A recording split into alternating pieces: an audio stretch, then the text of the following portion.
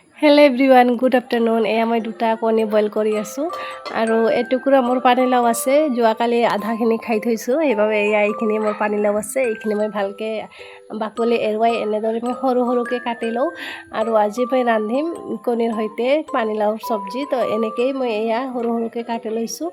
इफाले मोर केराहीखनो गरम হৈ গৈছে लगते दिसो मिठातेल आरो अकनमान हल्दी आरो अकनमान निमख দি কেনে कणि दुटा मैं भालके फ्राई करि लम। तो रेसिपिटो बनाबले तेने इजी है तथापिও मोर मन গৈছে रेकर्ड करि थৈ दिलु तो आशा करूँ आपनालोके चाइ ভাল पाब বুলি।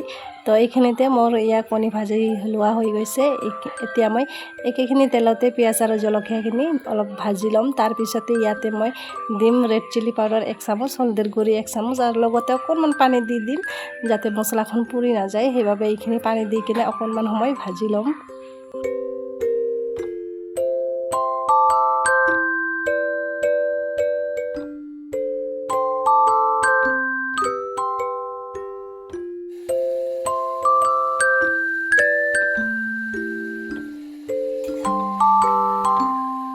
तो ये मोर मसलाखिनि भालके भाजी लोৱা হৈ গৈছে এতিয়া মই ইয়াতে কাটি থোৱা পানীলাওখিনি দি দিম আৰু এইখিনি অকনমান লৰাই মেলি অকনমান সময়ৰ কাৰণে ঢাকি থৈ দিম।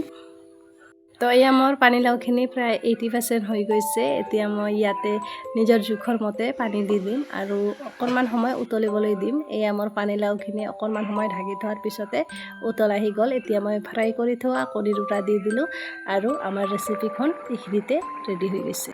तो आजिर भिडिओ एखिनिয়ে আছিল आशा करूँ आपनालोके ভাল পালে বুলি लग पाम आको एटी नतुन भिडिओर सैते बाय बाय।